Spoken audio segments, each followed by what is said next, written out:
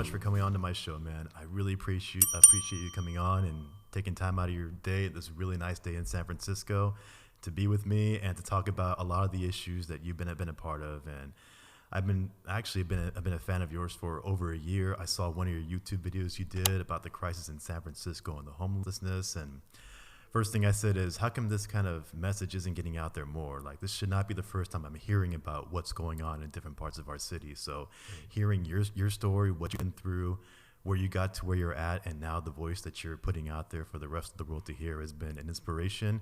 And I'm so glad to, finally sit down and talk with you about everything. So thank you again for coming on. Thank you, man. That's the nicest introduction anyone's ever given to me, man, on any of these podcasts. So I'm really grateful to be here. I appreciate it. And, I'm trying to help save the city if I can and beyond. Absolutely. Anytime. Absolutely. Here's one thing I want to ask you first. Before we get into all the topics, and we're going to have a lot to talk about regarding the city, a little bit of politics, and probably things about what the future of the city holds, I kind of want to know more about who Tom Wolfe is. So can you give me more of a background first about, how you grew up around here, where you went to high school at, what your visions were for the future, and then we can get into, the foot injury that changed everything. Well, so I'm a native San Franciscan. I was born in San Francisco in 1970, so I'm a Gen Xer. And I grew up, a lot of my time growing up, I grew up in Daly City. So I actually went to Westmore High School out there. The real Fog City. Yeah, the real Fog City. But I have deep connections to San Francisco. I lived in San Francisco for years and years after that. My family all lives in San Francisco. My parents and whatnot, they still live in San Francisco. So I kind of grew up between, the city and then right next to the city in Daly City. I grew up in the 80s, kid of the 80s. So Gen Xers, man. Gen Xers, we're out there and we're starting to rise up a little bit. We're kind of waking up because we're looking around and we're saying there's a lot of stuff that's happening that's kind of out of pocket right now. So, Motley Crue? Yeah. Was that your band? Motley Crue, Van Halen. Van Halen guy. Van All Halen. Right. So that was my first rock concert, actually, in 1986. I saw Van Halen at the Cow Palace. Cow Palace, man, that place. A lot of memories of that place. Yeah, so that was legendary. I grew up listening to Metallica and Motley Crue because my sisters are both hardcore Gen Xers. So every time playing one of those songs, actually, this is pretty cool. Yeah. Definitely a time that I wish we could have back with a lot of that old school classic rock. Yeah, I mean, times were different. We're going to be the last generation that remembers life before the internet, that remembers life before cell phones, even remembers life before cable TV, that remembers life before microwaves. So if you really think about it, we're that last generation that actually has that lived memory of kind of a different time. And so we're the ones that have lived through that transition into the kind of the world that we're in right now. And it's a great world right now. It's exciting. We love it. I love it. But with that has come a lot of changes, and I, like a lot of other people, have had some challenges with that. When I was coming out of high school, I was one of those kids. Back in the 80s, you could not go to college and still get a really good job and buy a house and do all those things. And so when I came out of high school, I wasn't really thinking about college. I was more interested in work, and I actually ended up kind of getting involved in the tech world a little bit early on. And that's how I was able to make a little bit of money, and that's how I was able to buy a house in the 1990s with my wife. And then that kind of didn't work out for me, and I ended up, moving on and getting a government job, which is another thing that you used to be able to do without a college degree back then. And I think that's, one of the big things that's changed is that, it's hard to get a good job nowadays unless you have that college degree, and now even people with college degrees are having trouble getting those good jobs that are out there. Because as time has moved on, the economy has changed, and it's it's more specialized now. So you need to have a tech background, or you need to be a lawyer or a doctor, or have a trade of some kind, like an electrician or a plumber, to really make it happen. But back when I was growing up, you could still do a lot of different things. There were more options for you. It was before globalization of the economy. So I made a life for myself. Different time back then, man. I mean, that was when you could, like you said, go to high school, you can get a regular blue-collar job, and one person can afford the mortgage, get a house, have a couple of kids, and everything was able to work itself out. And now, with everybody with college degrees, there's nothing to separate them anymore. It's you get a college degree, great. What else do you have to offer? Right, and it's true. And So both my wife and I were kind of in that same boat when we met. We met working at the shopping mall.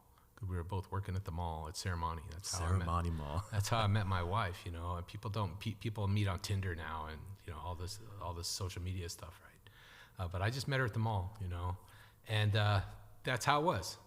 And yeah, we made a life for ourselves. We bought a house in Daly City back in the late '90s. We were happily married. Didn't have any kids. In fact, we were on the fence about having kids because we were kind of enjoying that disposable income. We were able to travel, go to Europe, do things like that, have parties. And then after 2000 came along in the early 2000s, that kind of maternal instinct hit my wife, and that paternal instinct hit me, and we both decided to have kids. So we had kids late. I was 36 before I became a father. And we had our daughter, who's turning 15 and then a couple years later we had our son. And that was two of the greatest things that have ever happened to me in my life, because I didn't know what I was missing. So for me, that was one of the great things. But along with that came pressure. When you start a family, and you have to rise up to those pressures, right? And we did for a while, my wife and I. But for me, things started to kind of change even before I fell into my addiction. I was already a pretty heavy drinker, and I would gamble a little too much when I went to Vegas and lose all my money, or I'd drink a little too much and end up praying to the porcelain goddess at a party, things like that. So there was already like tendencies for me to self-medicate the pressures of life away. And then, in the mid 2000s, the bubble burst kind of with homes. Yeah. With the mortgages and all that. So our home fell upside down. We lost a lot of value on our home, and we almost lost our home at that point, but we were able to save it. So yeah, that's just kind of how our life went. And so I got a job with the government. I was working for the county of San Mateo. I got that job after I got laid off from the little tech job that I had. I got that job in 2002. And I started working for the district attorney's office there as a child support officer. Wow. For the county of San Mateo. And so I did that for about 6 years, and I kind of hit like a ceiling, at my job, where I wasn't going to go any higher than what I was doing. And I was getting complacent and pretty resentful, I think is the proper word. It happened, yeah. So I started looking for other opportunities, and I ended up moving to the city. I got a job with the city and county of San Francisco doing the same thing as a child support officer, because the job pays like 10 grand more up here in San Francisco than it does in Redwood City. Well, I was going to ask you, why child support officer? What made you choose that career? I got that job by accident, man. It was 100% by accident. I'd gotten laid off from my little stuff that I was doing with AT&T, and I was just applying for all these different jobs, and I actually applied for a job working in a call center for the county of San Mateo, of all things. And I guess I interviewed really well, and they said, well, we're going to give this job to someone internally, but are you interested in this job as a child support officer? And I'm like, well, what's that? And anyway, I said yes, because I needed a job. And I remember the person that offered me the job, she called me on Christmas Eve and offered me that job in December 24, 2001. I'll never forget, and I'll always be grateful to her for that. That's a Merry Christmas present. That was a very Merry Christmas present. And that started kind of my journey, my 15-year journey into working for, county government. That's the kind of job that's very mundane, that pays just enough that you don't want to leave, has benefits that are just good enough that you don't want to leave. It has a pension plan that's just good enough that you don't want to leave. Even if the work is not the most rewarding work. I mean, while it was good in that I'm helping moms obtain financial support for their kids, right? I was also the bad guy a lot in my job. And that's, you might be able to relate to that. I don't know, I've been there. And that's not always such a great thing to be. And you have to be able to reconcile that with yourself, and it wears on you. So, and then when I started working in the city, I came to the city basically because it paid more money. And so it was a little easier to pay the mortgage. It was a little easier to pay for preschool for my kids at the time, which was a lot of money. My wife was just kind of working part-time. We had a 4-year-old and a 2-year-old, I think, at the time. when I left to come to work for the city. I mean, they were still babies. Yeah. Right. So there's still diapers and all those things, and it's expensive, man. All that stuff. Yeah. Now it's just seeing how much some of my friends and coworkers pay for everything, and you see the numbers, that amount of zeros that are on that check and bill due every month. Like, wow, it just doesn't get any easier with that. And, now we really need two incomes now. Probably in this era, probably both having six figures to be able to say, all right, now we're a little more comfortable doing all this now, because it's just a different world. Right. It's interesting right there. So I want to get into, we had talked about your foot injury that changed everything there. But before I did that, I wanted to ask you, you had mentioned earlier that, back in the day when you and your wife were young, you did your fair share of partying. You probably drank a little too much from what you were telling me there. At that time, did you consider that anything towards an addiction, or just, I just drank too much, but I was relatively in control of everything? So no, I wouldn't consider that as an addiction. But I would say that I had the tendency. Gotcha. Okay. Let's put it that way. I mean, look, in high school, I dropped acid once in a while. Did a little cocaine in high school. In the 80s, a lot of people did. Yeah. Right? But it wasn't, I wasn't messing around with heroin or pills or anything stronger. Right? And smoked some weed, like everybody did back then too, and now. But by the time I got into like 22, 23, the only thing I was doing was drinking, and not even that much. So I had things what I thought to be under control. And yeah, that foot injury combined with the stress that I was describing, the pressure that I was describing to you of, having a mortgage to pay and raising kids and, having some marital problems along the way, all those things, right? It made, I guess you could say my addiction manifested after that foot surgery, because it was easier at that point for me to self-medicate without anybody really knowing that I was self-medicating. I think that's the thing.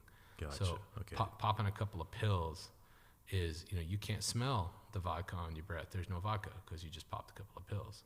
So if nobody sees you doing that, they don't really know that what you're doing is you're trying to mask some kind of pain that you have. Speaking about pain, going back to that a little bit, you had mentioned prior to this foot injury that sort of was the straw that broke the camel's back, that pressure you were dealing with the mortgage and with family and whatnot. Were these conversations that you and your wife had about how we're going to work through this, or was this something you kind of kept to yourself, saying, I got to figure it out on my own, this is my problem, I'm the breadwinner in the relationship, so it's up to me to figure out, I don't want any help from anybody? That was exactly what happened. So I fell into that trap, which is a stupid trap. When you're married, it's really important that this is a lesson I learned the hard way. It's really important that you involve your partner in those decisions. I mean, what's the point of having a partner if you can't speak openly and honestly with them about what's going on? I got the whole notion in my head that I had to protect her. Yeah. That I had to protect everybody from the dangers that are out there instead of actually going forward and facing them together. And that was a terrible mistake. And so for anybody that's listening out there, if you're doing that right now with your significant other, stop and talk to your wife or talk to your partner. That's something, it's funny that you bring that up, because that's something that crossed my mind for a long time there too, is that you get this sense that if you're the husband or you're the man, you're supposed to just take care of everything. You got to figure out all the finances, all the problems in the home. And the way that I saw it was a reflection of how my dad sort of raised me, because, he was baby boomer generation. So it was, for them, that's just what you did. That was normal. This is how you're supposed to handle it. You take on all the burden as the man of the home, and you better figure it out. And then as I got older, and I really started to see the value of a relationship and more about what the partnership actually is, especially where I'm at now in my life, there really is a lot of communication that needs to happen to make sure everything goes smoothly, because you're both going to have your ups and downs. And if I hold everything in like that, like it's my responsibility for the mortgage, the bills, whatever, it's going to eat me away at some point. And I've seen where a lot of people, even to this day now, still have that mindset, like, nope, these are all my problems. I got to figure it out. I don't want your help. I don't want her help. I want to go and take care of this on my own, because it's sort of like that sense of, if I ask for help, I'm defeated or I'm weak. So right. That's a lot of that. There's a lot of that still has to be broken down in terms of barriers. Maybe you don't want to swing full circle where it's like, tell me how to do everything because I can't think for myself, but really finding that balance of saying, all right, I can handle this, but this okay, just so you know, honey, this is what I need help on. This is what I'm dealing with. So I need your help to work with it together. Right. So that's a great point of view that you explained there that I think a lot of people can relate to.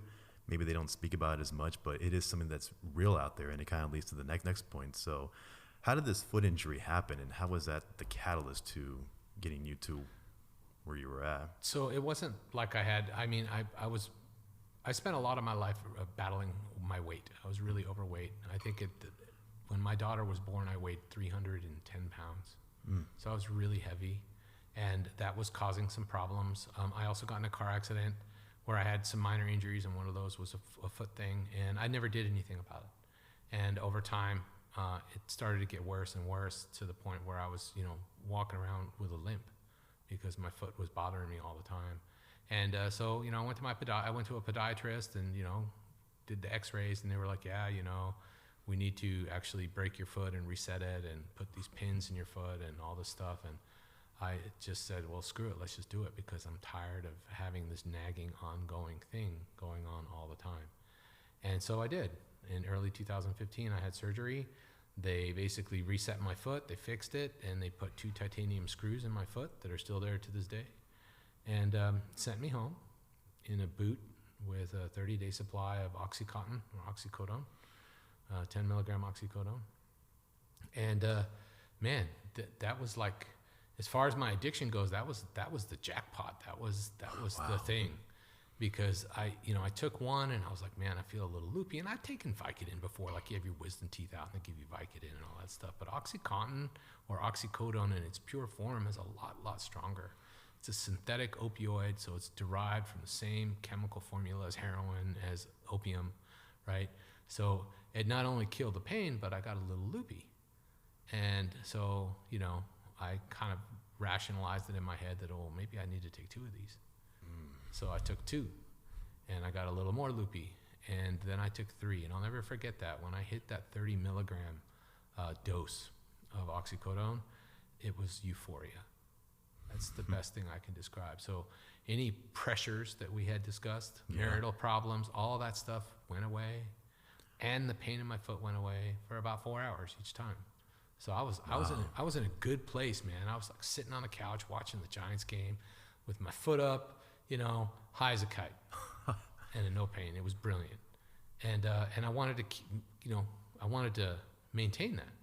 So I started abusing my prescription. Instead of taking 1 every 6 hours as directed, I was taking 3 or 4 every couple of hours, not as directed. And it did the job, but then I started to run out. So as I was running out, after about 10 days instead of a month, I started to cut down because I was running out, and I started feeling sick. I went into what they call withdrawal, or I was getting dope sick. The sweats, and you're thinking about it all the time. You're thinking about the drugs all the time. Then I started thinking about, where can I get more? How can I get more? I tried to get more from my doctor at the pharmacy. They laughed at me because it had only been like a week, So I actually, started thinking about, well, where can I buy more pills? I've heard of some places in the city where I can get pills. I wonder if it's safe. So I actually looked it up online, went on the internet. Where can I buy pills in San Francisco?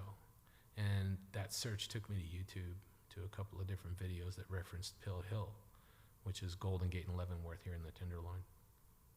And so I worked up the courage, not because I was brave, but because I was scared of running out of these drugs, and drove down to the Tenderloin with a boot on my foot, and I went and parked at Golden Gate and Lev, and I got out the car, and there was like 6 guys down there selling a variety of different things, from 80 milligram oxycodone to 30 milligram Roxys to Opanas, Vicodins, all that stuff. And I started purchasing off the street to maintain my addiction.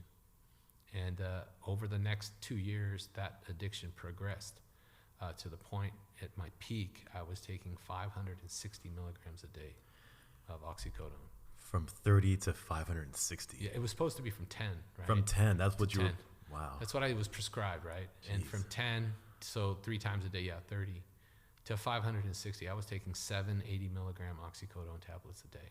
Jeez, man. Yeah. Unbelievable right there. And that was just a function. So I actually had gone back to work, right? After a few months, after my foot was healing. I went back to work, a full-blown drug addict, full-blown. But I was still functioning. I was popping these pills, breaking them in half, chewing them up, snorting. When I needed to snort them, I snorted them when I could. With the 30 milligram pills, you can crush them up and snort them. The 80 milligram pills have a time release coating on it, so the best you can do is like suck on them, like a breath saver or a candy, you know. And that's how I functioned for a while.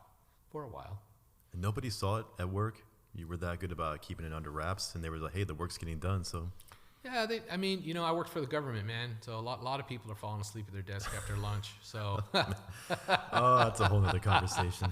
So, you know, I don't know. I'm being sarcastic, but they probably noticed. But I was still performing at my work at the time. So, you know, they maybe just equated it to stress or pressure or whatever. The one who was in denial was my wife, and that whole thing that we talked about being the breadwinner and taking care of everything, you know, that became kind of a bigger thing for me at that point, because I started hiding debt from my wife. I started hiding the bills from her and saying, I got it, I'll take care of it. But I really wasn't taking care of things. And as my addiction progressed, you know, when you're spending, and you're taking 560 milligrams a day of oxycodone, and they're $30 a tablet. That's $210 a day, and multiplied by 7. Because that's how much I needed, right? So you do the math. So over the course of a couple of years, I spent well over $100,000 just on pills. Damn, right? So, you know, the levee broke for me when, you know, I stopped paying the mortgage after a while, and I wasn't telling my wife. I was intercepting the mail, intercepting the phone calls from the bank, you know, making up some bullshit story to them about what was going on. You know, the levee broke when my wife got the mail one day instead of me, and there was a foreclosure notice on my house. Yeah, I mean, it's like that. That's how it goes, you know. And the thing is it sounds like really heavy, but every person that I know in recovery has a story. Yes. Everybody. And it may not be something like this, where it's like a middle-class guy that, you know, fell into addiction and then he did this kind of crap. But it's something pretty terrible that has happened because of the abuse of the drug itself. It's not so much that the drug is bad, it's that if you can't control the use of that drug, that's when you get in trouble. And that's what happened with me. And just, I mean, I'm sure your story is not unique in the fact that when you become an addict like that, it's just what you would go through to get that next high, to the point where you're hiding the bills from your wife and hiding the fact that you're going to lose the home anytime, and still saying that's not enough for me to, you know, pull back from what I'm doing. Like, it just goes to explain just how much of a grip these powerful narcotics can have on you once you get that far deep into it. I mean, hindsight 2020, obviously. Did your doctor at the time know about the dangers? I'm not sure at what point we said, hey, this is a little too much to give to people because of how addictive it is. Well, you know, I would try to avoid my doctor as much as possible, and you have to remember I wasn't getting the pills from them anymore. I was getting them on my own. Right. So I'd go see my doctor for a checkup or something, and I'm sure he knew something was wrong. He probably knew what was going on, and, you know, but unless you disclose to your doctor that you're struggling with addiction, or if you go to even the emergency room, unless you disclose to them that you're dependent on these drugs, if they do a drug screening, they're not allowed to release that information or act upon it without your consent anyway. Makes sense. Yeah. So, you know, I'm going to fast forward a little bit and just tell you a story about how I got sepsis from intravenous drug use, right? So my wife, the levee broke when she got the foreclosure notice, and pretty much she cut me off from all the money, and then that's when she started discovering that we were in deep trouble, right? But I still had this addiction. So while she's sitting there like losing her mind over what's happening in front of her, and we've got these small children, I'm thinking about how can I get money to continue to go get my pills to maintain my addiction. Because if I don't, I'm going to get really dope sick, and that's going to be really bad, and that's more important than everything else to me. Right. So this is what happens with addiction, right? You become selfish, not by choice, but because of the disease itself. Yeah. Okay. So I go down to the Tenderloin. I've got $30 in my pocket. That's enough for one pill that'll last me, half the day, not even half the day, a few hours. And instead of buying a pill, I was like, well, what can I do to stretch this out? I know I can do heroin. So I walked down to Golden Gate and Hyde, 1 block over, and I bought 1/8 of a gram of heroin for $10. And I was like, well, wow, this is way better. And I figured out how to use it. I actually went back on YouTube again, and I found one of those harm reduction videos that shows you how to shoot properly, how to shoot up properly. Yeah. Got me some needles, and I went to town. And I watched the instructional video, did all that stuff, and I still sucked at it. It was terrible. I kept missing the vein. Muscling it is what they call it. I kept shooting it into my muscle instead of my vein, and every time you do that, you get an abscess. Jeez, yeah. From missing. Anyway, those abscesses, turned to sepsis. I got a blood infection, and I nearly died. I had to go to the hospital one day because my right hand from where I was shooting up had swollen up like a football. And I went to the hospital, and they were like, it's good that you came in today, because if you'd have waited one more day, you might have lost your hand. So I had to go into emergency surgery. They had to drain all the fluid out of my hand. And I woke up in intensive care, intubated with a tube down my throat. And the first question the doctor asked me is that, do you use intravenous drugs? They clearly already knew the answer, but they asked me, and I said, no.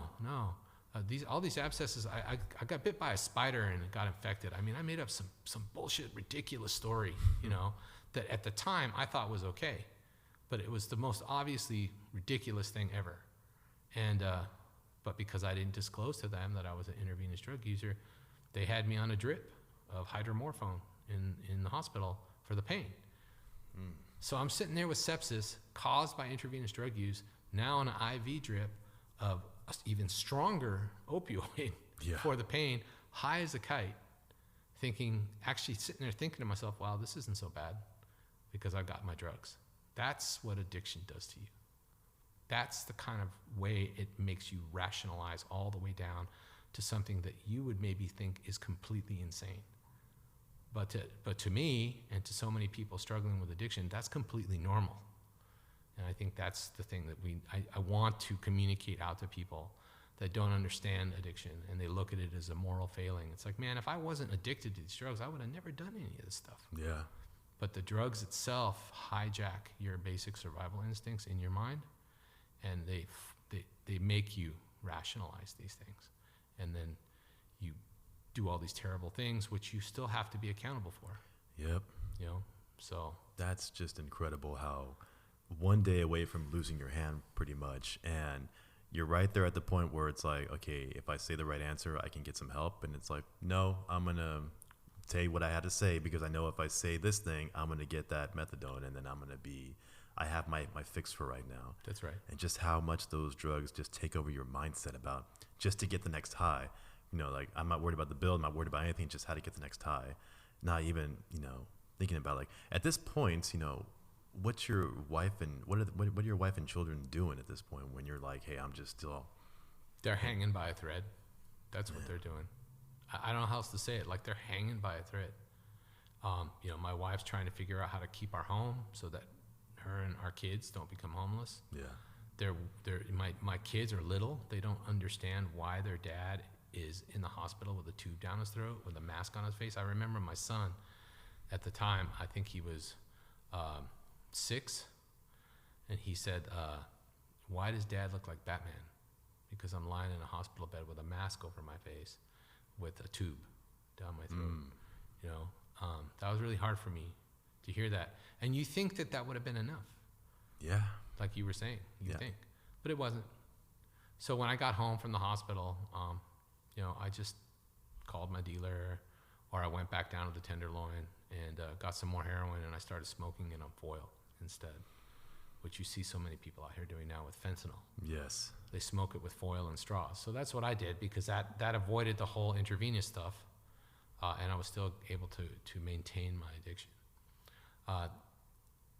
Shortly after that, after I'd healed up, the way I became homeless, I guess you could say, is that while we were trying to figure out ways to keep our home, my wife was trying to borrow money from my parents, from her parents, whatever, we had to, I cashed out whatever investments I had left. I had some retirement stuff. I cashed it out to pay the bank down, but I was still continuing to use while all that was happening. But I ended up getting kicked out of the house and becoming homeless because I snuck out of the house one night. I stole some money out of my wife's purse, snuck out of the house, took the minivan, the Honda Odyssey minivan that we had, drove down to the Tenderloin with about $300 that I'd taken from my wife, that I think she was planning to use for groceries, but I didn't care because I was a drug addict. And I didn't come home for 11 days. I went on an 11-day bender in the Tenderloin. And it wasn't until day 11 that the police came finally knocking on the window of my van. Said, "Hey, are you Thomas Wolf?" I said, "Yeah." They said, "Well, your wife filed a missing persons report on you. She's looking for you." And I had foil and straws all over my car. I was dirty, filthy. And they're like, "You need to go home." So I said, "Okay." So I started up the car and I drove home. And I got home and my wife was waiting for me with a packed bag, saying, "I got you a bed at a rehab. You either got to go to rehab or you need to get out." And I wasn't prepared to go to rehab. I was in withdrawal at that very moment. So I just said, "Well, I'm out of here." And I left. And I spent the next 6 months homeless on the streets of the Tenderloin on Golden Gate Avenue between Hyde and Larkin, pretty much in that spot. Sometimes Willow Alley up here. Sleeping on a piece of cardboard in a doorway, struggling with heroin addiction. I went and signed up for GA so I could get money. I got food stamps. I would sell them for cash. I hustled. I boosted. And then eventually I started holding for the drug dealers out here on the street because they would pay me in drugs. So I found a hustle to maintain my addiction while I was out here on the street. And and then my wife slapped a restraining order on me to boot. So then I really couldn't talk to her or the kids at that point. I was truly alone. Like I'd lost everything, right? Man, and then still at that point, you're like, hey, if I'm still getting my fixes here, I'm just focusing on that. Like at that point, where is the mindset of your wife and children at that point where you're on the streets now and you're continuing to just do what you have to do to get your fix? So the way I say it is that my life had gotten so small that I was sitting between two parked cars with some foil and a straw and a dime of heroin, and I was smoking it, thinking that I still have some control over my life. And I wasn't even trying to I couldn't think about my wife and kids because if I did, I'd be overwhelmed with guilt.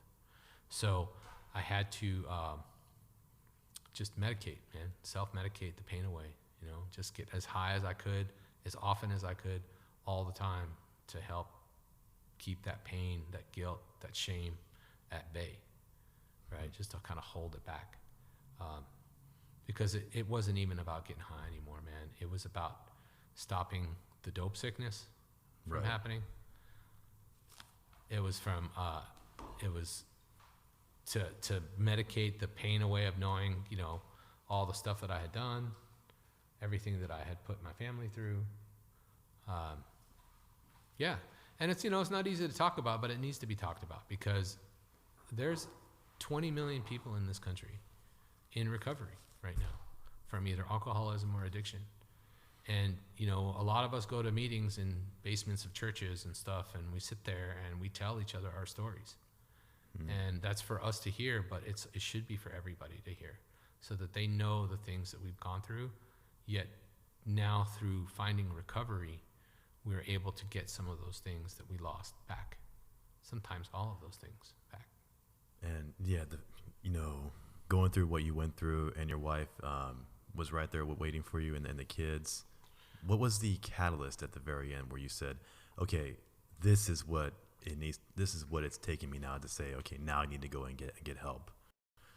Well, I got busted one day on a Sunday in April. Actually, I still remember April 29th, 2018. I'll never forget. And I was out on the street. I was holding drugs for about 6 different dealers at the same time on a Sunday afternoon. So I had 6 gym socks full of drugs with little pre-wrapped bundles of heroin, crack, and meth in my jacket. And the police did a sting that day. I guess they were up in the parking garage looking down with binoculars watching what was happening. And they targeted me because they knew that I was holding all the stuff. So they came rolling up the wrong way on a one-way street. So when the police do that, you know it's bad. Yep. Something's going down, man, you know? And so everybody just took off running, including myself. I took off around the corner, and it turns out that they were looking for me. They weren't looking for the drug dealers. They were looking for me because they had seen that I'm holding all the drugs. And I actually made it around the corner down to Hyde and McAllister, where there's a bus stop. And I was waiting for the bus, and it was coming in 1 minute. I could see it coming down Hyde Street. And I look over and I see the bus coming, and I'm like, okay, good. I'm going to get away, and then I'll come back later and bring back the drugs to all the guys. And then I look over, and a blue Crown Victoria pulled up, and the 2 cops got out, and they got me. And so, you know, when they got me, I'm holding like 4.5 ounces of heroin on me, man. And so, you know, my experience with the criminal justice system is what I seen on TV. I had never been arrested before in my life. That was the first time. That was the very first time, and I was 48 years old. Never been arrested in my life. Never been in trouble with the law other than a speeding ticket, right? And I'm sitting here thinking, man, I'm going to go to prison. I'm done, right? So they arrest me, take me down to jail. They OR'd me in 16 hours. They released me in 16 hours back out on the street here in the city. Yeah, So I went right back out to the Tenderloin, showed all the dealers, hey, you know, they're like, where's my drugs, man? I'm like, hey, I got arrested. Here's my jail wristband to prove it, you know. And they're like, okay, you know, they know that that's the risk that happens. And, you know, I got caught in that same washing machine. So over the next 3 months, from April to June of 2018, I got arrested a total of 6 times in the Tenderloin, either for holding or for violating my stay-away order. Because by that time, I was a mark. Now the cops knew who I was. Yeah. And they see the OG white guy with the gray hair standing down there, and they knew that he's not supposed to be there. So I'd get popped every once in a while and go in and go out, 2-3 days in, then go out. And each time, the irony is that I was released back into homelessness each time. You know, there was no services that were offered. I got referred to pretrial diversion. That's a joke. Honestly, I'm just being honest. You know, it's a joke. You know, they gave me some Cheetos and sent me on my way. Let's be real. That's what happens. And, you know, that's what happened over and over and over until the 6th time. I was on an ankle monitor already by that point, and I violated my stay-away order with the ankle monitor, and I got popped on Eddy Street, Eddy and Hyde. I got popped. And that was it. They were like, you caught too many cases too close together. We're not going to let you out anymore. So I spent the next almost 3 months in county. They rolled me out to San Bruno. I was in the main county jail out there. But before they did all that, I met with a triage nurse at 850 Bryant. And I finally was honest with her. And they asked, do you use drugs? And I just said, yeah. They said, how much? I said, about 1 gram of heroin a day. And they were like, okay. The next morning, I'm in with full-on withdrawal in the med pod at 850 Bryant, rolled up in a little ball, and they were like, pill call, Wolf, come here.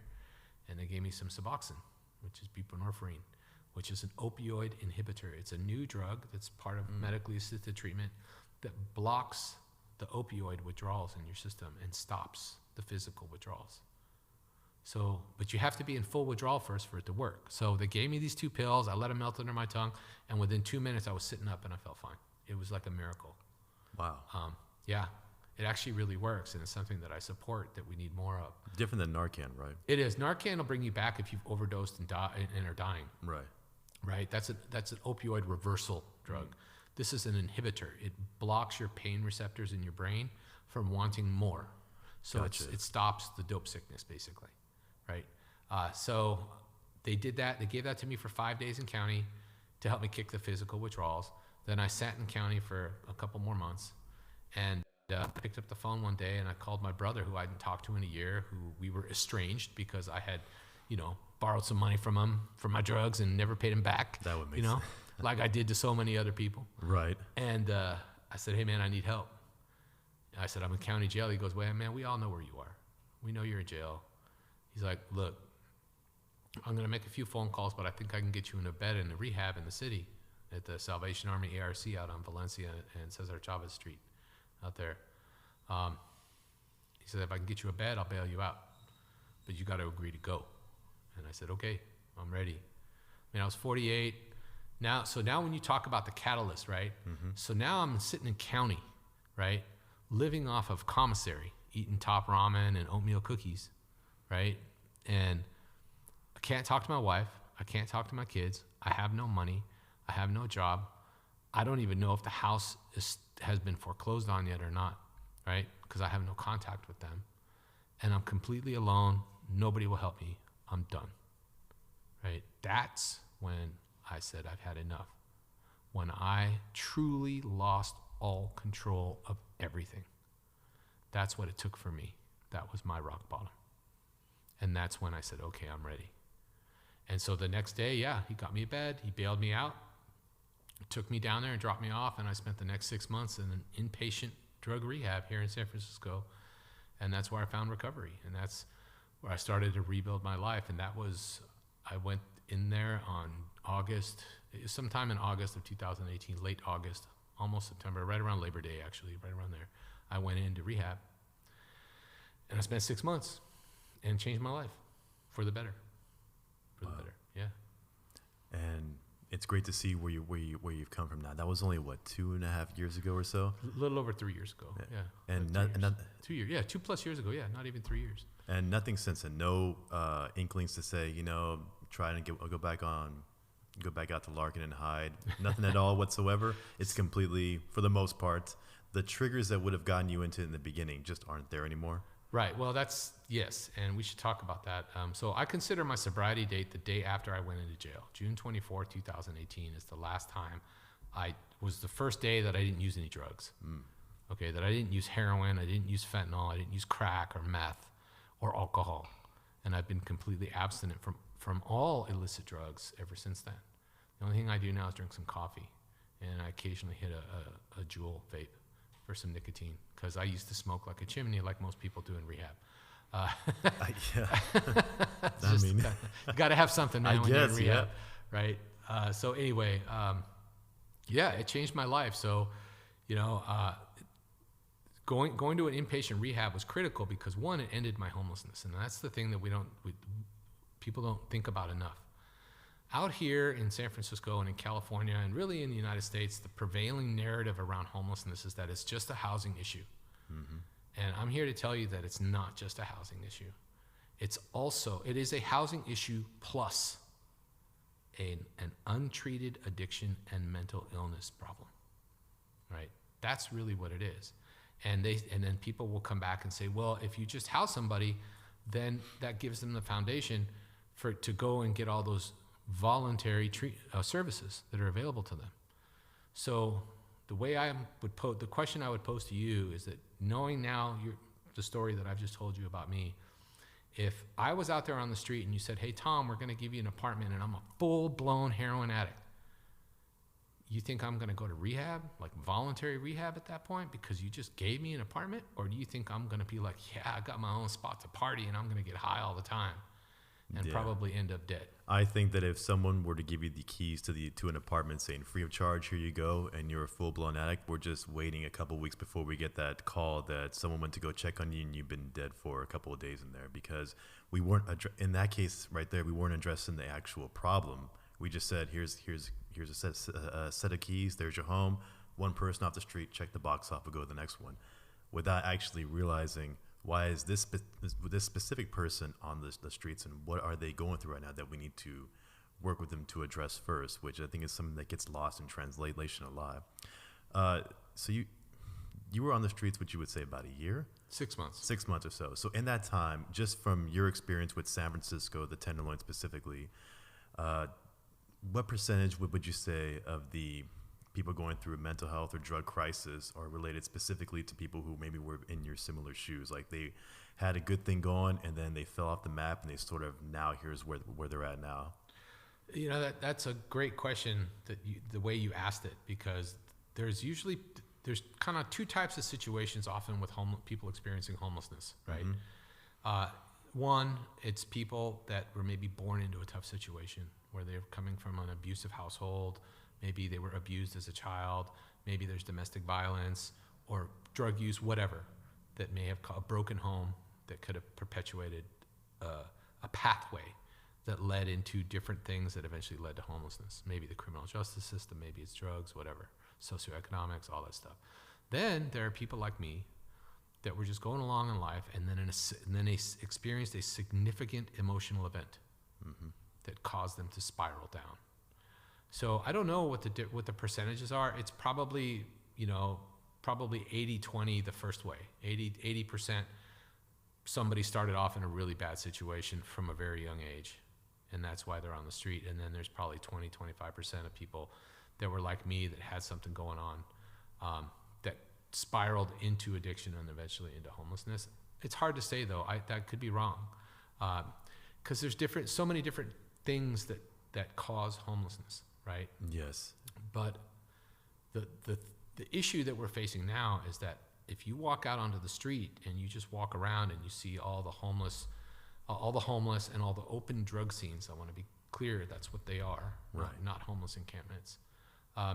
70 to 80% of those people are struggling with addiction or untreated mental illness, and it might even be higher than that. So it doesn't matter how you got there. The bottom line is now you're there and you're struggling with an untreated addiction or mental illness. What are we going to do to help address that issue? And that's what we're struggling with as a city, as a state, and even as a country right now. It's a big, you're right. That whole aspect right there of mental health and the drug addiction part and what needs to actually occur for that to happen. It's a big beast to tackle that a lot of people just haven't figured out quite yet. Going back to the homeless thing there too, me and you had talked about this earlier, was that a lot of us put the homeless umbrella out there and we kind of put everybody in there and assume that what's going to work for one person is going to work for everybody else. Because there are examples of people who are on these streets because they had an apartment, they had a good paying job, the rent jacked up, they got kicked out, they have nowhere to go, they don't know anybody, they don't know the service to actually get. There is an element out there on the streets. And I think Michael Shellenberger talked about in his book, San Fransicko, that we as a society think we still do a good job of trying to get those people the help if we can find out where they're at and get them the services that they actually need. But then you have the other element of people who, in a way you could say, put themselves in a position where now they're on the streets now, specifically around here, the Tenderloin, and the Mission neighborhood has its own area there too. There's places around one of them, but generally speaking, everything is centered around the Tenderloin here in San Francisco. And to a lesser degree, the Haight-Ashbury. And the Haight-Ashbury too, that's another element. That's right. And it's just, when you see the problems that are going on specifically there, if we're focusing on the other side of it, which is something that has to get addressed, let's just be honest that is out there. We need to help people like that, but we're not. But their solution is something different than what we face in the Tenderloin. And I know that the city has gone back and forth. Is it more law enforcement? Do we need to come in more with the heavy hand? Or is everybody a victim and we need to just give them everything and assume that they're going to find their way out of it? That, of course, is another conversation that I know you've had with many other people on that side of the equation. And I think there just has to be that good balance. You have to be able to provide services for people, but at the same time, if you've been given all these opportunities and you choose to not go through with it, that's where, the law and order side of it comes into play there too. And I hear this from a lot of tourists eventually when they come here the first time. They think San Francisco, when they think about the homeless and the drug population, they sort of think it's plagued throughout the city. And it's, when you really think about it, where it's concentrated should be indicative of kind of what the problem is. Like I went to Chase Center the other day to watch a game, and when you walk down there in the Mission Bay area with the new buildings and everything that's been developed over there, aside for the sinking sidewalks, everything looks brand new. You might not be able to tell you're in San Francisco, but once you get to the other side by Caltrain, you start going more north, then you start seeing more of the element there. And like you were saying earlier, if that's where the concentration of drugs are coming from, the Tenderloin, that's where it's all at, you can kind of see why a lot of people are hanging around there, because it's just so much closer to getting all their fixes and what they actually need. Right. So that's just something that I think that isn't talked about enough, where you can say, when you really take a step back and look at the bigger picture, you can kind of see if this is the problem that San Francisco specifically is facing, or LA if you want to include Skid Row, then maybe that's something that we have to really address. We have to work with the other side too on the homeless umbrella, but this is really the one that we seem to not be able to get our hands around. So there's a lot of things in what you just said that are great that I want to speak to if I can remember all of them. So first of all, we have to be honest. Yeah. We have to start telling the truth. The prevailing narrative among many, homeless activists, housing activists, harm reductionists, is that only about somewhere between 26 and 41% of the people that are experiencing homelessness are actually struggling with addiction or mental illness. So that's wrong. It's 75 to 80%, maybe even higher. So we need to be honest about that, number one. While recognizing that there are homeless families out there that aren't necessarily struggling with addiction that need our help. Mm-hmm. And they need to be prioritized for help because they're kids, right?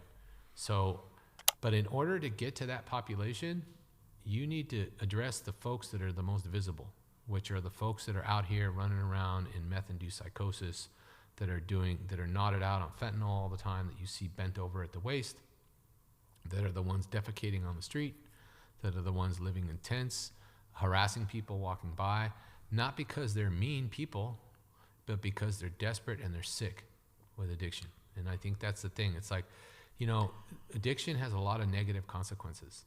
And when you get down to the point where you're homeless on the street, that's the most negative consequence that you can have from addiction and untreated mental illness, is to be out on the street on your own in a tent or just on your own sleeping in a doorway, because you have no support system whatsoever. There's no one there to help you. You're completely, like, in many ways, you're alone, or you're part of a very unhealthy community of other people that are in the same situation as you. Right. So that's one thing, right? Mm-hmm. And then the other thing is, backing up to what you were saying about this whole umbrella thing, this one-size-fits-all approach to homelessness, that absolutely has to change. So in order to change that, we need to make some decisions as a society, not just in San Francisco, but in California, because LA has an even far worse problem than San Francisco. Trust me, it makes San Francisco look like a postage stamp. It's just that the drugs down there are a little bit different than they are up here, and I'll talk about that too, about drug preferences amongst regions, right? So that's another issue. But it's almost like you got to get to the folks that are very visible first and take them not away to jail, but get them, in some cases, it has to be an intervention thing where you're going to have to put them in drug treatment or detox to start peeling back the onion of what's going on with them, so you can figure it out and give them some real help. Because otherwise they're just going to die. They're literally going to die on the street, and especially with illicit fentanyl. And you see there's been 511 overdoses in San Francisco this year through September. There'll be 700 again by the end of the year, just like last year. If we're comfortable with that as a city, then have at it. But I don't think that we're comfortable with that, and it was, as we shouldn't be. And you know, there's a leadership problem around that. There's a problem with admitting the truth around that. And there's a resistance to admitting that because there maybe have to be some intervention that happens, that would prove a lot of people that are in power right now wrong about their approach to homelessness. And that's not what anyone's trying to say, man. Because a lot of what they're saying is true. Like, build the housing, man. We got to put people in housing. But if you can't expect somebody that's struggling with drug addiction and mental illness to voluntarily go access that treatment on their own. I don't care where they're at. Mm-hmm. If they're dependent upon that drug, it's going to take some type of intervention or rock bottom for that person to realize that they need help, and then that help has to be there. And that's the big problem that we have. So it's complicated, but it's not complicated. It just requires a certain degree of political will. And you know, this is the problem I have, and I was saying this the other day too, with a lot of these politicians that are in charge, is that they're afraid to admit that they're wrong. And it's like, you know, that's the biggest thing that's like an antithesis to recovery in general, is a lack of humility. So that's one of the things I learned in recovery, is I learned how to be humble. I had to own my shit, ask for forgiveness, make amends where I could to people, and understand that I'm here literally through the grace of God, that I'm here, right? Yeah. And once I was able to accept all of that stuff, then I was free. So politicians are kind of the same way, man. They're looking over their shoulder all the time. They're worried about getting reelected. They're worried about pissing off a certain part of their constituency. So they don't want to admit, they're not willing to admit that, yeah, we screwed up, and we want to dial it back and start listening to some different people. And that's not more prevalent anywhere in California than it is in San Francisco right now, where you've got this literal hubris amongst our elected leaders walking around like peacocks, thinking that they've got the answer to everything, and they're doing that literally while Rome is burning. You know, the funny thing about that is that if you were somebody in that spot now and you were able to admit, you know what, we got it wrong, we're going to fix it, I'd have a lot of respect for you that you came out and said, yeah, you know, it's not working, we need to try something else, because we're not perfect. We may think we have the solution here, and it may look great on paper, kind of like how everybody thought communism was the greatest thing since sliced bread in the 1900s. Yep. Hey, it's going to fix everything. And then you go through it like, yeah, it may look good on paper. You put it in practice, it's not working out. I'm not comparing the actual two, so nobody mistake that. But I'm saying, Right. you start out with the plan. You have the ambitions for it. You put it into practice. If it works, great. You solved a lot of the problems. You're the hero. If it doesn't work, say, you know what? We messed up. It's not working. We need to try and figure out what actually is going to work. And to me, that's a sign of somebody who would be a great leader to say, yeah, I screwed up. Let's fix it. Let's find out what we're missing that didn't work the first time. Or who do we have to bring into the loop to say, what's your knowledge base? You're out there on the front line. What are you seeing that we're missing over here that we can work to fix? I'm just curious, what are your thoughts on the street crisis team they have out now? It's great. I mean, the street crisis response team, the way I look at it is that we need the kitchen sink. So anything and everything, even the CART team that the Coalition on Homelessness wants to put out, which I'm not a fan of the Coalition on Homelessness, but whatever, they want to help people, that's cool. Like, I support that, because then that means that there's more people out on the street making contact with people out on the street that are struggling with addiction and mental illness and trying to offer them some type of service. I'm comfortable with that. I think that more of that needs to happen. The issue that they're running into with the street crisis response team is that they're reaching out and touching all these folks on the street, making contact with all these people on the street. But I read recently that like 96% of their interactions end up with that individual remaining on the street. It's a challenge because in that situation, if you see somebody in crisis, you can go out there and offer services. You can ask them if they need help. But the only people who have the power to put them on a hold are police officers or doctors. So if they're not involved with it, then the mental health workers, they can offer everything that they can. But at the end of the day, if there's no crime being committed and they're walking down the street, and it's like, I'm going to give you all the resources I can, but I can't physically take you somewhere. But if you want to go with me for a ride, we'll take you to a shelter, get you a bed, get you some food. You know, we're trying to encourage people, or I think the system is trying to encourage people to say, hey, there's some help for you. Let's give you a taste of it. Maybe you'll see it, and then you'll want to go forward with it. Mm-hmm. I mean, it couldn't hurt. And it's definitely nice to actually, when you walk down there, you see the vans driving around, that the presence is there. So I know the business owners around here just like the fact that there's somebody there that is going to pull up and be able to try and address that. And the idea might be maybe enough people are going to kind of take advantage of the programs, and maybe that will work. It's kind of a new program, so we'll see long term if it's going to.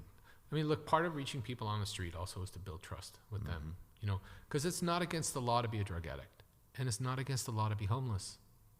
Now, I want to make that very clear. Like, we're not talking about criminalizing homeless like everyone's so quick to jump to, that criticize things that I say and all that. It's not about that. It's about, we need to find a balance between folks that live in this condo complex and people that live in the tents down the street. And yes, there's inequality. Yes, there's systemic racism. But guess what? We've known that. I've known that since I was a kid. That's not like that's something new to me. I know. And we need to do more. I agree. Right? But those aren't the only things that are causing this disparity. We have a big time drug crisis. Like, it's way more bigger than anything you ever saw on Miami Vice in the 80s, okay? It's like in a whole different planet now, because all the drugs are synthetic. They're made in labs. So they're being made in mass quantities, smuggled across the border up into the United States, all over the United States, of fentanyl and this new P2P meth, which is a different way to make crystal methamphetamine. So they're not using pseudoephedrine anymore, or ephedrine in the meth. That's news to me. So, so it's creating. So they mass produce it, and it seems there seems to be some information coming out around that new kind of methamphetamine that it seems to be causing more psychosis and more people presenting with schizophrenic symptoms than the previous type of methamphetamine that was around prior to like 2013, 2014. Wow, that's even. I mean, it's bad enough that it's a synthetic drug, but it's a synthetic drug that's going to mimic people who are schizophrenic. That's right. That's just incredible. So when they get to the hospital, the doctor can't tell. Is he having a meth-induced psychosis, a psychotic episode, or is he actually schizophrenic? And there's an author, his name is Sam Quinones. He wrote a book about 20 years ago called Dreamland, which was a national bestseller about the opioid crisis, the overprescribing by doctors and all that. And then he just came out with a book earlier this month called The Least of Us, which he drills into that. And he talks about the rise of synthetic drugs by the cartels and how it's being smuggled across into the United States, and how it seems to be contributing to speeding up people's downward spiral into homelessness. Wow. And that's something that, look, I mean, I'm great that we're talking about it now, because these are things I've been saying just at a local level down here with my little advocacy for the last 2.5 years. Of course, drugs speed it up. And there's way too many drugs out there. Do you know how many drug dealers are in the Tenderloin working right now? Just trying to walk downtown, you walk by and you see it like, wow, blatantly just right there. And it's, the quick pass offs, and it's a real thing. What do you think about that group? I see them over there by the federal building, Urban Alchemy. They wear these vests. I don't know what they really are. I couldn't find any information on them. Are they just... Oh, so they're a nonprofit organization. And what they do is, so they're big here and they're big in LA on Skid Row. Mm-hmm. They provide, they work basically as like community ambassadors on the street. They provide, a presence on the street to deter drug dealing and street camping without necessarily telling people that you can't drug deal or street camp, because they don't have guns, they're not cops, right? So that in what they're doing is good, in that they're hiring. Urban Alchemy, hires people that are coming out of the criminal justice system and gives them a job opportunity so they can go out there and be a community ambassador on the street. I think that's a great thing. I think we need more of that. It's a really great thing. I think they need to be more careful about some of the tactics that they use on the street, though, because you've got a lot of guys that work for them that spent a lot of time in prison, and they're coming out on the street and they're working as a street ambassador. And I've heard some things and seen some things myself that sound like, hey man, we're not in the prison yard. You can't tell somebody to just keep moving along on the street. They have a right to be there. And if you tell the wrong person that in the Tenderloin, it's not going to be good, because won't be a good day. It won't be a good day, because the problem is now in San Francisco, besides the fact that we have open air drug dealing, is that we've had a mass explosion in the last year and a half of open air drug dealing. So it's not like before. Even when I was out there in 2018, you had 15 guys on the corner. Now you've got 40 guys at night on that corner. Now, maybe not in the day, but at night on that corner, all slinging. They're younger. You've got kids as young as 14 out there on the street now slinging. And it's just going unabated. The cops arrest them. The cops arrested 786 drug dealers last year in the Tenderloin, just in the Tenderloin. Yep. Not 786 arrests, 786 individuals that were selling drugs just in one community in San Francisco. I mean, that's insane.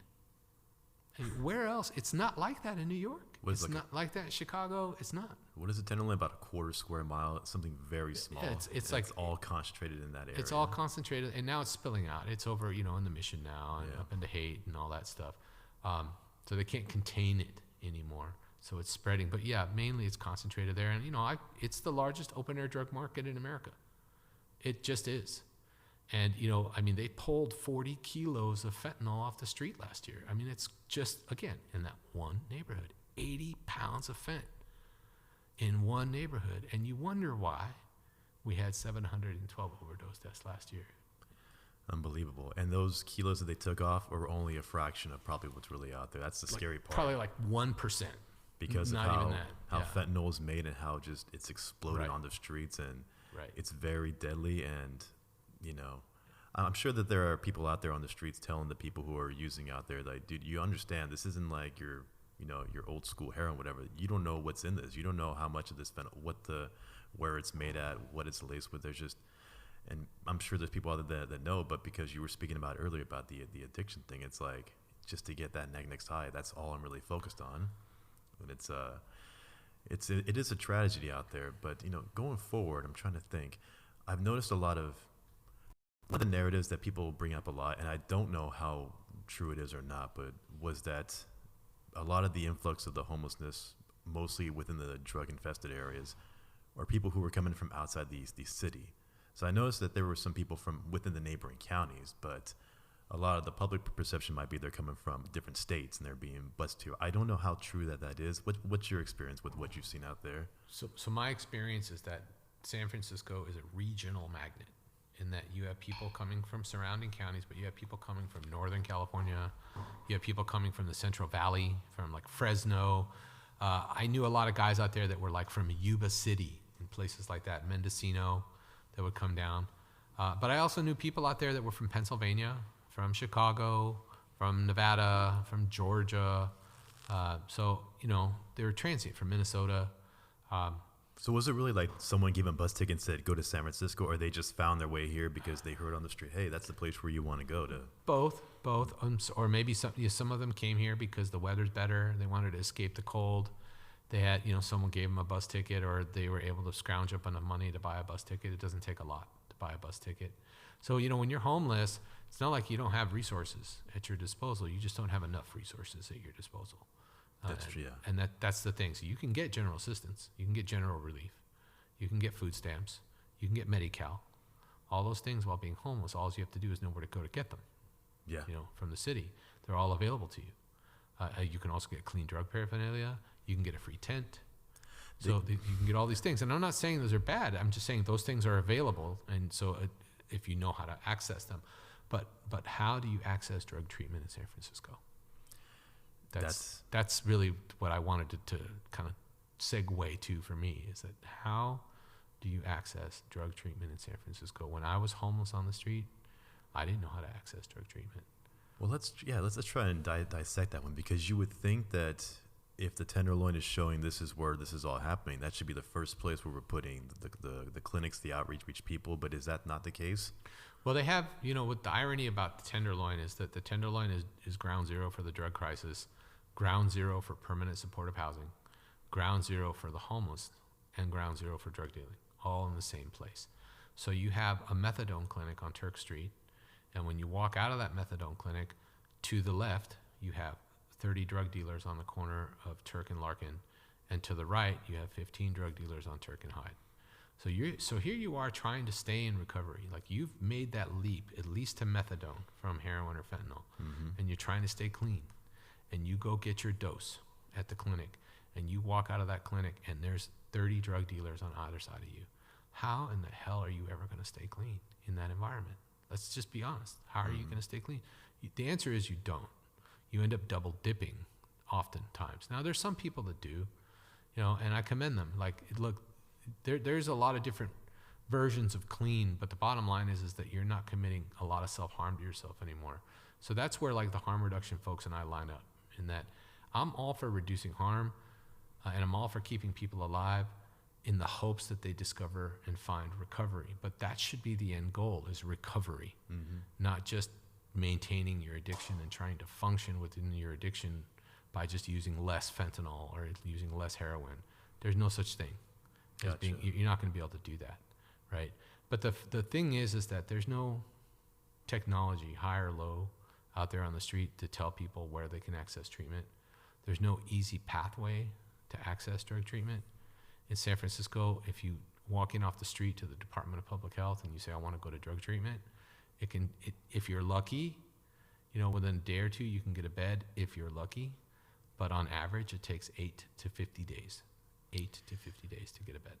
Now, is that because there's no beds, or is that because the red tape in between you going in and you getting a bed is just so large that that's what the main delay is? The red tape. So there's a lot, they call it a lot of different things. So they call it patient-centered treatment. They call it assessments, psychiatric assessments. They have to consider how are you going to pay for it. It's not necessarily always free, although the rehab I went to was free because it's all funded by private donations. But that rehab I went to was and that's the other thing.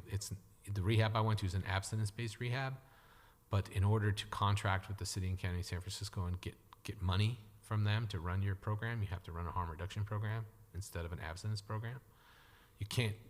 Do you understand the difference? I see that. Yeah. Yeah. So you got to have clean needles and drug paraphernalia available at your facility. Relapses are okay. You have to allow for medically assisted treatment like methadone and Suboxone in your facility. And for people that have a script, they can smoke weed in their facility. So that all might sound cool to you, but for me, all of those things are triggers. I can just see it right then and there. It's Right. all in the same area that you're out there to get help on. Right. You've made that big leap, which in and of itself is a big step right there. But then these carrots are sort of dangling right there on the side. That's right. So it's about offering all different treatment options and making them all available equally to those who want them. And then we're going to have to start mandating some folks into treatment too along the way. So do you think that's a funding issue, or is it just because when we talked earlier about the homeless thing and how the money we've, like with Prop C passed a couple years ago, how it's dedicated to the building of homes, affordable housing and all that stuff, that there's nothing really there for these programs to actually survive? Or is it's not a funding thing, it's more about just the, like you said, the red tape of getting this whole thing done? So it's both. There's not enough funding. I mean, we clearly need more mental health beds, and I know the city has added some, and they're going to add some more with that Prop C money, which is great because that's what we need. But I think it's not so much, it's about adding the beds, but it's about creating a system to fast track people into treatment. So there's a group here, and I support them, and I advocate for it myself. We need something called treatment on demand, which we passed a proposition in 2008 around that in San Francisco, that actually, I think it's called Prop I, that said that we had to have treatment on demand in San Francisco, which means that when someone asks for treatment, they're supposed to actually, be in the process of accessing a bed like within 72 hours. And we clearly don't meet that mark, or maybe it's 7 days. I'm not sure. I have to go back and read it. So, but my point is that it should be a situation where a van pulls up. Mm-hmm. It says, "Hey, man, you ready to go to treatment today?" Like the street crisis response team. Right. The street crisis response team actually has a DMV computer in their van. It's what they should have. So they can pull up the guy's ID if he doesn't have ID, because most people out there don't. Yeah. Right? Okay, this is who you are. Cool. All right, come with me. I'll have you in a treatment bed by the end of the day. That's how it should be all the time. And I think that's what people think it actually is. And it's really way more convoluted than that, because you have to go and first they have to check who you are. Then they have to check what your medical history is. Then they have to check what your mental health history is. Then they have to check what kind of meds you're on. Then they have to check, like gender specific type of rehab, Like if you're trans, then, you can't go to, it's not good for you necessarily to go to an all male facility. And if you're, you know what I mean? So it gets convoluted, right? Because they're trying to center the patient. Yeah. And that's all great. The problem is while all that's happening, that patient has to wait 2-3 weeks, a month, and they're back out, they're continuing to use on the street while they're waiting. And then pretty soon they just forget to come back. They're back out there. Yep. Man. That's what happens, man. And that is how it rolls in San Francisco right now. That's crazy. Yep. But then going back to where you said if we could have it where the street crisis team can roll up on somebody and say, "Hey, you ready to go?" Boom. If we were able to fix that red tape issue, let's just say, are we still going to deal with the issue with when that van pulls up, the person on there says, "No, screw off," or "No, yeah, I'm ready to go"? Do you think that's still going to be an issue there because of the whole denial thing? I don't have a problem. Well, here's the thing that's tricky about that, and this, is that most people out on the street have a criminal justice history, right? I have one, so it is what it is, right? So I think it's hard. So like if the person has warrants, as an example, then you should be able to pick them up and take them to rehab. If they're not doing anything wrong, you can't make them go to rehab, but they can't stay there either.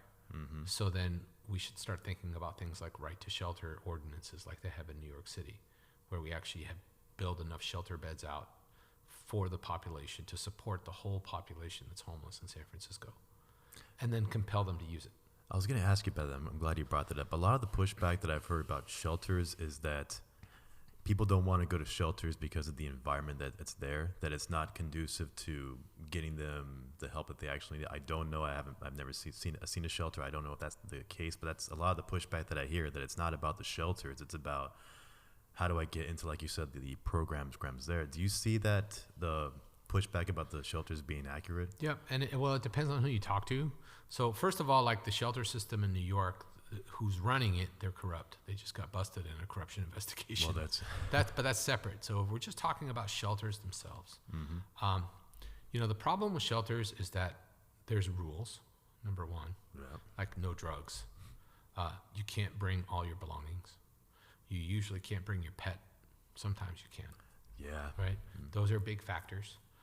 Then on the flip side of that, advocates that are against the shelter system will say that it's not safe. People get robbed. People get assaulted inside. There's bed bugs, blah, blah, blah. Well, guess what? I've slept on the street. There's body lice. There's bed bugs on the street too. You get robbed. I got robbed 4 times on the street. I've seen people get assaulted. I've woken up next to people dead. You go hungry a lot of the time, and you're cold all the time, even in the day when it's hot. You're cold, right? So inside a shelter, you have a mat to sleep on or a cot. You have a blanket, a pillow. You can charge your phone if you have a phone. You get 2 meals a day, and you have showers and bathrooms.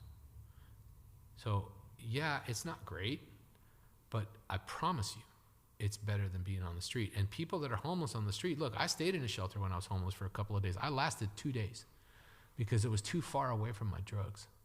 Yeah, that's the... So I gave up after 2 days. I was like, oh man, I can't walk 6 blocks to the shelter down on Folsom Street every day and then walk back up to Golden Gate and High to score my dope. So it just became easier for me to just stay out on the street. That's the truth. That's my truth. That's what happened to me. Right. So I'll just speak for me on that. So for the people out there who may have, let's say they have a tent with all their belongings and it's, it's wintertime and it's now 20 degrees in San Francisco. They're like, they need to go to a shelter, but it's like, I can't bring my belongings with me. So I have a choice of leaving it here where it's going to get either thrown away or stolen, or going to the shelter, or staying here and then just living through the cold. So right. So there's some work that needs to be done around that. I'm not going to lie. Shelter system isn't perfect, but it's still better than what's happening on the street. What do you think about I want to kind of get into the people who are suffering the mental health crisis the most, the people who are dancing in the street, naked, or they're talking to the wall, or they're having a full-on argument with themselves as they cross through traffic there. From what your experience is a lot of that also involving drugs, or because they're going through a mental health crisis, that they're just, it's a different situation with them? It's either or both. So many times you have people that are struggling with mental illness that their problem is exacerbated by illicit drug use because they're trying to self-medicate. You see that a lot with people struggling with methamphetamine, with meth, right? So a lot of people that struggle with meth have some type of history of mental health issue. Okay, anxiety. I knew a lot of guys in rehab that had a long history of anxiety and ADHD when they were young. They were maybe prescribed a certain type of medication when they were young to address that. Mm-hmm. And for whatever reason, meth ended up being their drug of choice later. And I think because, I'm not a drug policy expert, I'm not a scientist, but, the guys I knew in rehab, they said that meth actually calmed them down, on the inside, even though they were acting out on the outside. It actually calmed them down on the inside, which is kind of weird. Like, it works opposite for them than it would for you or me. Right. So I think they're conflated. They're together, and that you have a lot of people that are struggling with mental illness that aren't getting the appropriate care that they need. So they're trying to help themselves by self-medicating with the drugs that are available out there on the street, and that just compounds the problem. So now you've got all this cross-sectionality of people that are struggling with addiction and mental illness at the same time, and they're the ones that are the hardest to serve and to treat and to help. Right. Because first of all, a big part of addiction is denial. Mm-hmm. There's nothing wrong. I'm cool. I got this. Right? Like I used to think. Right. And then there's people that are mentally ill that are maybe paranoid and afraid to accept help. And you put those two things together and you have this literally impossible combination. That's why you need to start thinking about adjusting laws around conservatorship. Yes, that's... an intervention. You have to at some point.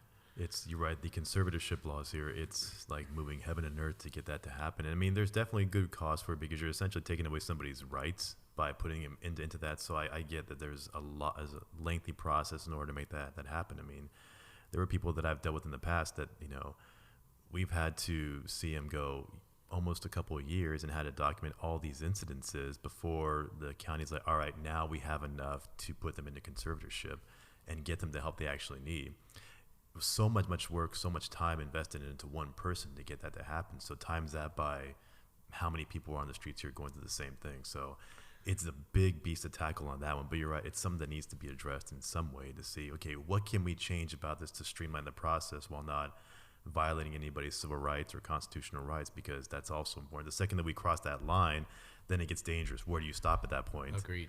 And it is hard, and that's, so, but look, this is what I said in an interview I did last year. I was like, the ACLU is just wrong on this one. Like this, like they're right about a lot of things, but they're actually wrong on this one about civil liberties, because there has to be some accountability. Like there's accountability for me and you. If you violate somebody's civil liberties, you're a cop, so you're held accountable, right? So how come if you're a homeless guy and you're violating someone's civil liberties, you're not held accountable? That's the way I look at it, because hey, I was homeless and I was held accountable, and that accountability was the actual compassion that I needed for me to get the help that I need to get back to where I am today. Right. So, and I know everybody's story is different, but there is a subset of people on the street that require intervention, and I understand it's a slippery slope, but look, when you're out there on the street and you've got sepsis like I had, or you have MRSA and mental illness, and you have abscesses on your legs, and you maybe have necrosis, right? And your legs are, and I think the thing that's hard for me is that when I tell people about this, the general public, like when I'm on Twitter or something like that, most people think that this is like a really small percentage of people that we're talking about. What I want to share with people is that in California, there's between 165 and 200,000 homeless people. Okay, that's an entire population of an entire mid-sized city, right? Just in California, there's at least 500,000, maybe closer to 1 million people that are homeless in the United States. There are 20 million people in this country, 20 million that actively are struggling in addiction right now, or alcoholism of some kind. So this is a much, much bigger issue that has become much, much more visible over the last couple of years. And if we don't do something about it now, especially in California, it will be our undoing if we don't take real action. And if you think housing is the answer for everyone, you can build all that housing. It's going to cost, about $85 billion to do it just for the people that are homeless in California right now. If you want to do it, go do it, right? But I promise you, as soon as you're done, you're going to turn around and see another 100,000 people waiting for housing again. So we need to kind of dig deeper behind that. How can we prevent homelessness? One of those things is drug education, drug prevention. That has to be part of that conversation. Real mental health treatment for people, that has to be part of that conversation. Interdiction of drugs coming across the border has to be part of that conversation. And those are all things that people literally want to remove from the equation. Like people that are making legislation in California want to remove those things from the equation. And that's very, very disturbing to me. It's definitely something that has to get addressed. And like we were talking about earlier, throughout our history, whenever the pendulum has swung so far to one side and people said we've had enough, instead of bringing that pendulum to the center to say what's the best course here, we tend to swing it all the way to the other side. That's right. So, it may be, let's say, for example, we're going to go hard on law enforcement. Well, now we've got too many people in the prison system, so let's swing the other way. Let's get people into rehab and whatnot. But that itself has its own set of challenges that we have to work with. So what's that happy medium, like we were talking about the balance between accountability? If you do something wrong, you have to be held accountable to it, and we need to get you the help that you need, because you fall on hard times. We need to be able to provide that for you. And you're right, it is a sort of a struggle to find what that middle ground is going to be. I think that the future of the city, I would like to be optimistic and say it's bright, but I'm not sure what's going to happen going down way, because when you talked about the building of homes and we say let's build more housing. Let's say it's Section 8 or just free housing for people who are homeless. Let's just say we actually did that. First of all, like we talked about earlier, we're not solving the underlying problem here. We're just giving somebody a place that they can go. We're talking specifically about the drug addicts, not people who literally need a home because they have a job but they can't afford it. That's a separate subject right there. But the people who we give homes to and we don't address the underlying problems there, we're just setting them up, unfortunately, to fail, because we're going to get them in that house and then we're going to kind of look the other way. Or another thing that I've heard people say is, well, if we're going to give people in that situation free housing, then why am I busting my rear end off working a day job when I could just go homeless and I can get free housing from the government? Yeah, it's tough, because you're going to get a lot of pushback from people saying that that housing is healthcare, and that housing is the solution, and housing for all. That's the prevailing narrative in the United States right now. So you're going to get a lot of pushback, but there is this growing sentiment around, hey, wait a minute, maybe there is more to this addressing the addiction and whatnot. And they'll point to studies and say studies show that housing first, which is the federal housing model, right? That it works. And, 85% of the people that we've housed have stayed housed over a 2-year period and all that.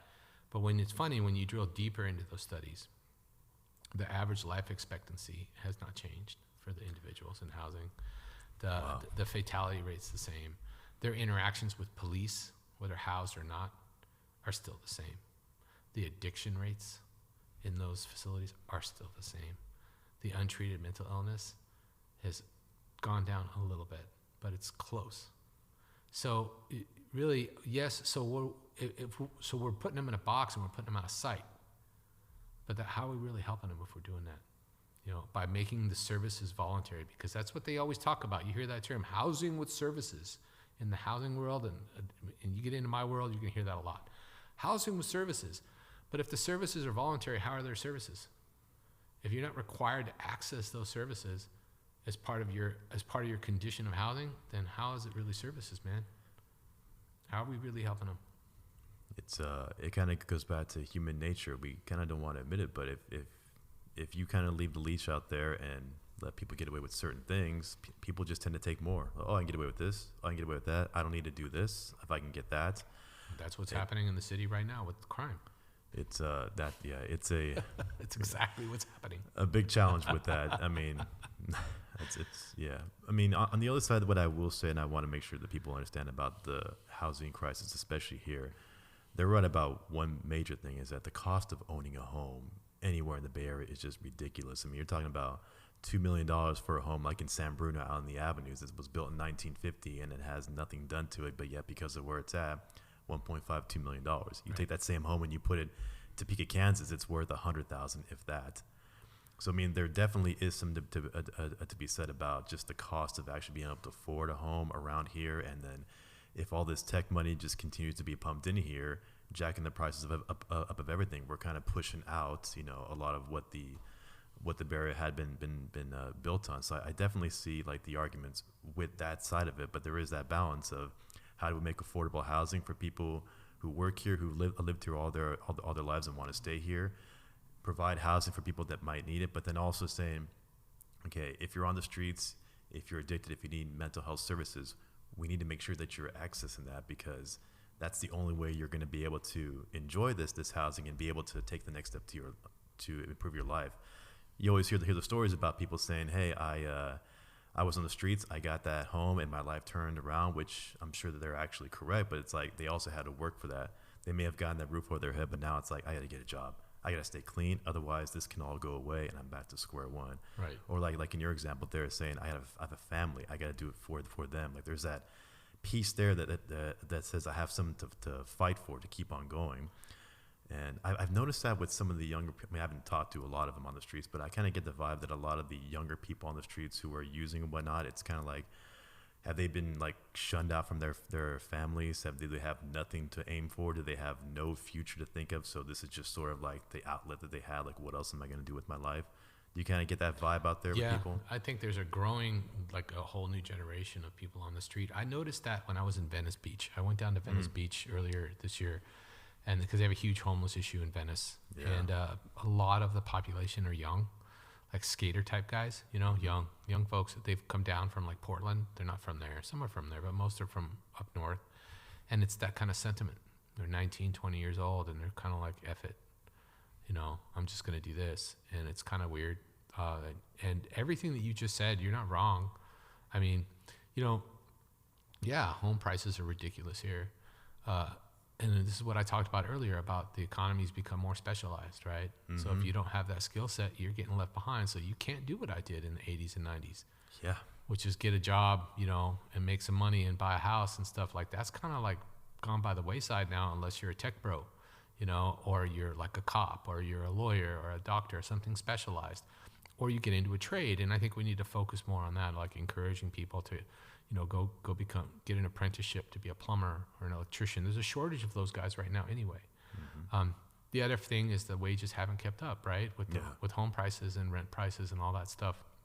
But what's also ironic or interesting to me is that California also has the highest tax rate of any state country. So while everything costs more for real estate here, we also pay more taxes by far. I mean, gas here is $5 a gallon, man. It's $2.50 in Austin, Texas. I was in Austin 3 weeks ago. It's $2.50 a gallon. Yeah. So why is it? But the wages there are the same as they are up here for a job at Starbucks. It's only a little bit different. Mm-hmm. So I'm like, why are we? Where's all that tax money going? And I know I sound Republican when I say that, but I can't help it. I gotta ask, and I'm not a Republican, but I gotta ask, like, where's all that money going? What are they using it for?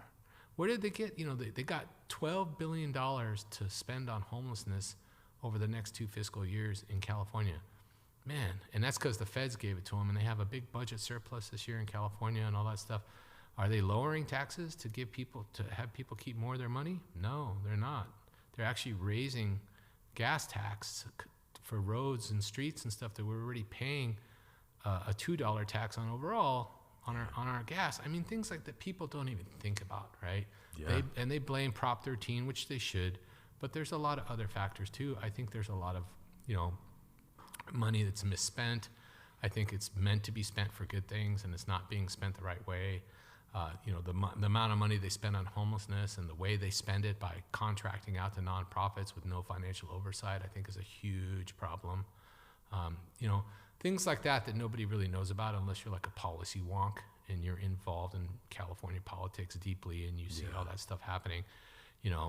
They talk about San Francisco having, a $12 billion budget, and we still have all this squalor, but last year, San Francisco spent $240 million just to contract out for nonprofits in the city, just for homeless services. And it's like, so how's that money being spent? So I think you're right about everything, about the wages, about the inequalities, the inequities around that, home prices being too high.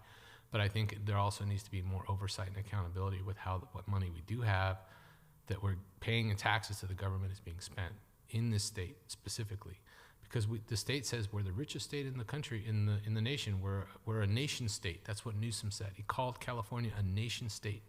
We're the 5th largest economy in the world, yet we have 41% of the nation's homeless people living in this state. And and everyone blames tech, but tech's not the one that's pumping out the money for the social programs from taxes. The government is. So we need to stop and also look at that. That's all I'm saying. It's a fair point right there. Fair point right there. You did a couple of interviews in the past where you talked more about, I just lost my train of thought there. About the oversight of the homeless programs and where that money is going. So I'm sure I'll link that down to everybody too, because that's its own, you could spend a couple hours talking about that if you really want to dig down to that one. Yeah.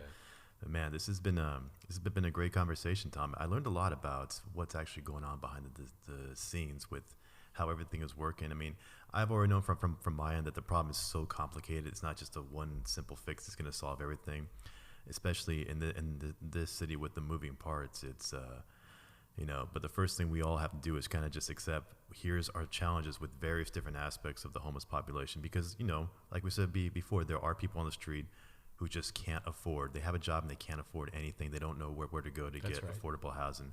There are victims of domestic violence out there. There are human trafficking. All that stuff is true. They are definitely on the streets, but they each all have their own way of how do we solve each individual problem too. A lot of the challenges that we get is we paint them all the same brush. One solution is going to fix everything, but it's so much more complicated than that. Right. Having a more overall, I guess you would say, holistic approach to say what we're going to do is kind of the way we should be going. Last thing I was going to ask you, because this came up before, if you had to guess, what percentage of the people on the streets are male versus female in this situation that we're talking about? Is it more 50-50 or there's a clear disparity between? It's probably 85 to 15 male to female on the street. Mostly like in the 20s, 30s? No, I think the average age is around 50, 55. Oh, wow. So there's still a lot of OGs out there. Yeah. They talk, and you asked too about, are people here from somewhere else? I think it's about 50-50 also. I think in the Tenderloin, there's a lot of people here from somewhere else, but if you go to Bayview Hunters Point, everybody there is from here. They're from that neighborhood. Gotcha. Okay, and they just ended up homeless because of socioeconomics And then drugs coming later, or drugs playing a role along the way, have perpetuated the homelessness. I think it kind of goes back to the point we talked about earlier in the beginning, where that pressure that you felt to perform and have your life lived a certain way. I've seen a lot of people out there that the new way of surviving now is not like it was back in the 80s and 90s, where you could get a blue-collar job making $40,000 a year, and that was fine to live your life. Now, even if you did the same job, there's no way you're going to survive out there. So I see a lot of people just saying, well, what's the point? Like we were talking about earlier, like the younger kids in Venice Beach, like, what's the point? It's too hard out there. I can't do all this. I can't do everything on my own. And then when you throw in the drugs into the mix, it makes it even worse there. So a lot of times I've seen, like a lot of men especially, like there's a lack of purpose. What's the meaning of their life? Do they have family? Do they have a career? Do they have something to fight for? And if they can't figure that out on their own, it almost makes it sound like no matter what we have in place, if they're not going to go be willing to accept the help because they see no in it for them, that it's just going to, the thing is, it may just kind of fall by the wayside if they haven't said to themselves, I have something to fight for, I have something to make myself better.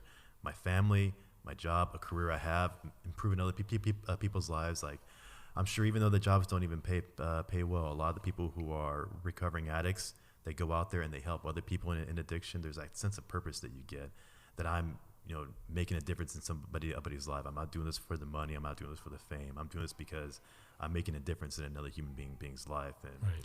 something as simple as that, like just being able to have some sort of purpose, kind of goes a long way. So whatever we can do to help, kind of, it's not our place to tell people to do it, but kind of nudge people in the right direction of saying, you do got a purpose. You have a reason for being here. You have a reason to give back to the world. We just got to help you kind of figure out what that is. And once you find that, maybe that's going to be the kick to say, all right, I need to get off the streets. I need to get clean or whatever. I could be, it could be a pipe dream, but who knows? It's all about giving that nudge, and it's all about giving people hope. Right. So we got to give people hope, but in order to do all those things, we have to start being honest. Yeah. Because we're literally like, it's not about what we want to see, it's about what we actually see. Mm-hmm. I think that's the thing, is like we paint this utopian picture of what we want San Francisco to be, and then you go out and you see something very, very, very different on the street. And I think that we need to kind of bring things back into focus and ask people to put down their ideologies, right? Yeah. Set aside their egos and just sit down and be humble for a minute and say, look, okay, we've screwed up this way, but we don't want to go back to the war on drugs. How are we going to handle this? And then really sit down and come up with some real reasonable solutions that are incorporating the best of all the ideas from across the political spectrum on this, on the issue of homelessness and addiction. And that's really the answer.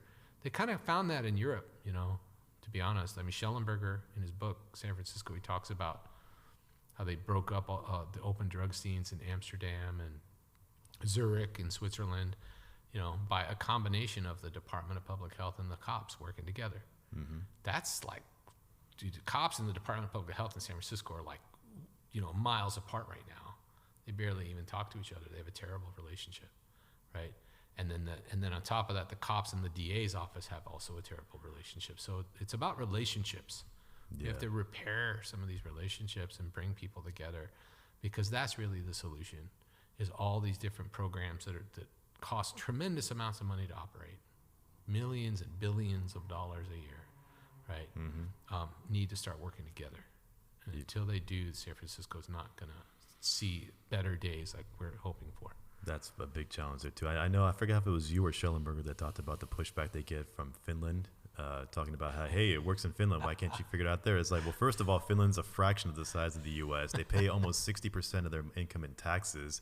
You live in that environment for so long, it's a different way of living than it is over here, that makes the problem a little bit easier for them to handle, because they have a different situation than what we face over here. But again, paying the umbrella that if it works over here, it has to work over here. And it's so taking bits and pieces of that information. Finland, they had 4,500 homeless people. We have 200,000 in California, right? They don't have the cartels pumping tons of drugs across their border on the daily. We have that here in California. They have 7 staff for every 21 people in permanent supportive housing in Finland. We have 2 or 3 per 100 in California.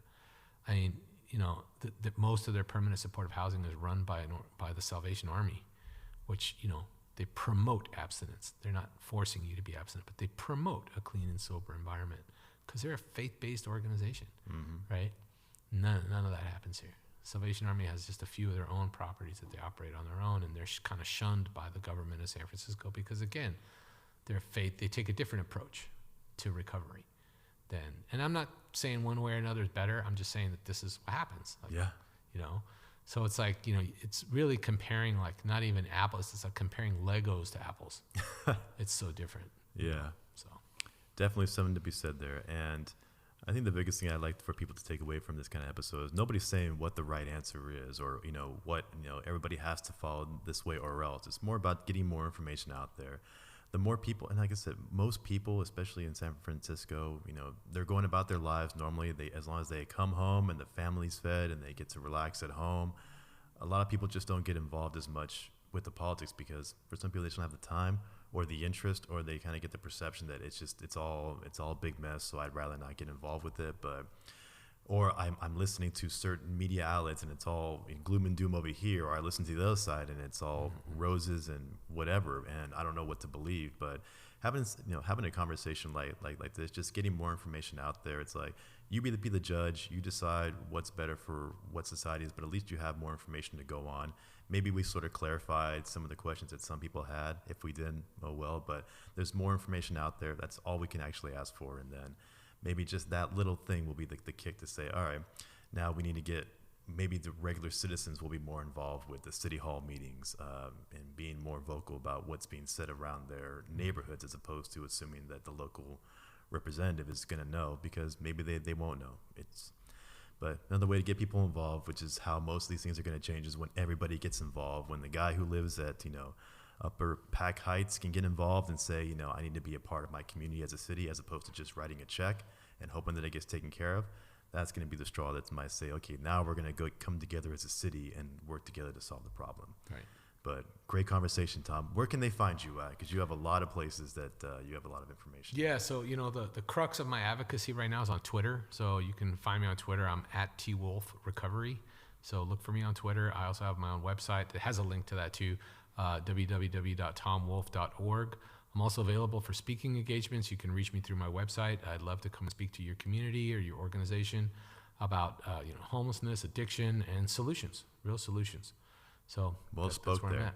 And they can also find your story in the book San Fransicko by Michael Shellenberger. And sure. Was there another book that you were also heavily mentioned in? Nope, just that one for now. I'll write my own book down the road. So. Can't wait for that one. All right. Well, Tom, it's been a great conversation. Thank you so much for coming out. I really appreciate it again. And for those of you who are watching on YouTube, if you can do me a favor, subscribe to the channel and like the video. That way we can help get this message out there so more people can hear Tom's story and a lot of the other things that are going on within the city of San Francisco and the homeless and drug crisis that we're facing as a nation. Thank you again, Tom. Everybody have a good one. Thank you.